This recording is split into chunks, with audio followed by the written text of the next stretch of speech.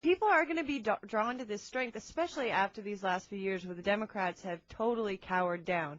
And I think in the next probably 2 to 3 elections, you're going to see a lot of seat changes with guys like this, with guys that come out and stand up and aren't scared of the Republicans anymore. But, you know, the question is, are they going to be able to stay strong like that once elected? For instance, Obama, as we've said before, it's like once you jump into the Washington vortex, what happens to you? Yeah, we got to pop that Washington bubble, man. I don't know what happens there. But I would be really surprised if Hackett changed his ways. I won't allow him. I wish he'd voted a couple ways on issues. I'm still incredibly impressed with Barack Obama. I don't think he sold out in any way, shape, or form. Those comments on the filibuster were terrible. He voted for it. Yeah, I know. He voted for it before he commented against it. I got it. He was asked about it. He was asked about it, and instead of taking an opportunity to tell him why he's voting for it, he gave 5 minutes on why the Republicans are right for criticizing him for voting for it. It was terrible. Again, we can go back to the abused wife theory. Ben, I'm going to tell you I love you before I sock you in the face. You guys are hard to please. He voted for it, and he didn't talk for 5 minutes, and he didn't say the Republicans were right.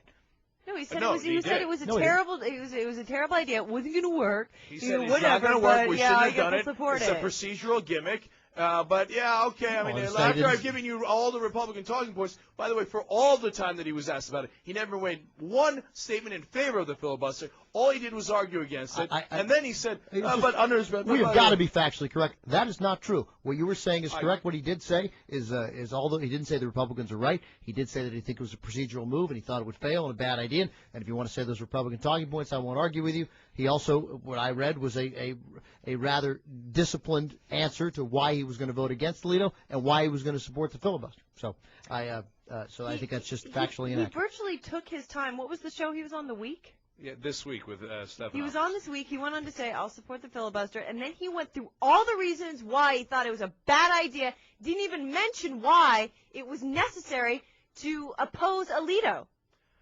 Listen, if you're going to vote for Didn't it, for even the give love of God, one reason why Alito would have been a bad nomination. Anyway, let's not go back and rehash all that stuff. But let's see how Paul Hackett responds, because this was, he came at him twice, but then there was 2 weeks, and the Republicans started talking about how it's hate speech, and he has to apologize to all the good people of Ohio. So maybe Hackett, decided maybe it's not such a good idea, or maybe he should qualify it. So here was his Paul Hackett's response. I said it, I meant it, I stand behind it. Equal justice under the law for all, regardless of who they are and how they are born, is fundamental to our American spirit and our American freedoms. Any person or group that argues that the law should not apply equally to all Americans is, frankly, un-American. That's how you come out strong and say, you want to come at me again? I'll say it again. That's strength, not audacity of hope. Let me give you a Republican talking point on this week. Anyway, all right. But once again, you're so remarkably undisciplined in the manner in which, not undisciplined, you are giving half of a story, and I think it's irresponsible. I think it's incredibly irresponsible. You want to criticize Barack Obama for his appearance on George Stephanopoulos? Be my guest. That's fair. Leaving out all the other things he said, it's just flat out unfair and the kind of thing that we condemn on this show on a regular basis. Let's get the transcript. Maybe you're right. Let's get the transcript. Other things. It's not his only appearance. It's not the only thing the guy said in the history about Sam Alito. But it doesn't. If you whisper it in your basement, it's entirely Cenk, irrelevant. he didn't whisper it in the basement. I read it in the newspaper. You're on This Week. It is a national program. It is what everybody watches. And you know what happened? I didn't. No. Hold on. I didn't see the appearance. I read the quotes on the Associated Press story, which, by the way, every paper in the country ran. And you know what the headline was? Obama criticizes filibuster. That he criticized it so thoroughly, the Associated Press made a mistake and didn't even mention in the article that he was actually going to vote for it. And I don't blame them, because if you watch the appearance, you could easily overlook that. Well, again, that's the headline that they took from it. You criticize headlines all the time. He voted for the filibuster. He voted against Alito. He criticized Alito every step of the way in every quote that I read from Barack Obama. Let's get the transcript. You want to get the truth, right? Yes, I want to get to the truth. You don't. It's plainly obvious from this conversation that you don't. I am saying Barack Obama, unfortunately, I think, regrettably, made a number of Republican talking points in talking to George Stephanopoulos. You have essentially called him weak as a result for a guy who voted with you. That is the kind of I think, mean-spirited, kill-your-own attitude that has hurt Democrats for 25 years. I'm not done talking. In this case, you're the one killing his own. You have a right to criticize him for that, every right in the world to criticize him for it. Your overall criticism and inference that this guy is weak is simply unsubstantiated by the body of his work. Body of his work. He voted for the bankruptcy bill, too. I mean, so... all right, I'm done. Okay, all right. Yeah, and by the way, I've seen Barack's, he's great at speeches. He gave that great speech. By the way, at the time I called one of the best speeches I have ever heard in my life. The reason I'm pissed is because he gave me the audacity of hope. Then he gets in office. Ben, hey, you like the transcripts, you like the truth, right? Pull me up his great speech on how the Iraq war is disastrous. Let's pull up all of his stuff then. I mean, I don't know. Where are you, Barack? Where are you? Iraq war's bad. We're not fighting Al-Qaeda. You got to stand up for the Constitution. Where are you? I don't see you. I'm looking real hard.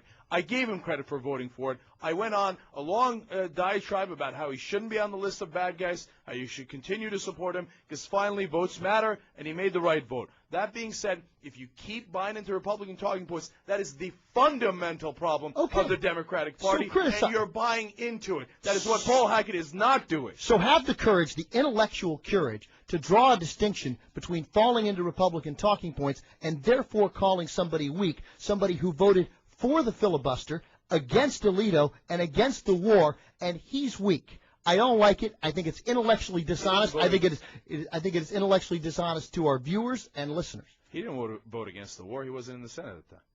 Somebody who opposed the war. Excuse me, you're right. He wasn't in the Senate. I would have loved to see what he did in the Senate. I'm sure he would have opposed the war vocally or one way and then another. I don't know. Let's see how he Based on the votes that this guy has taken, based on the kind of senator he's been, it is much more easy to see that he would have been in the group that opposed the war than the group that supported the war.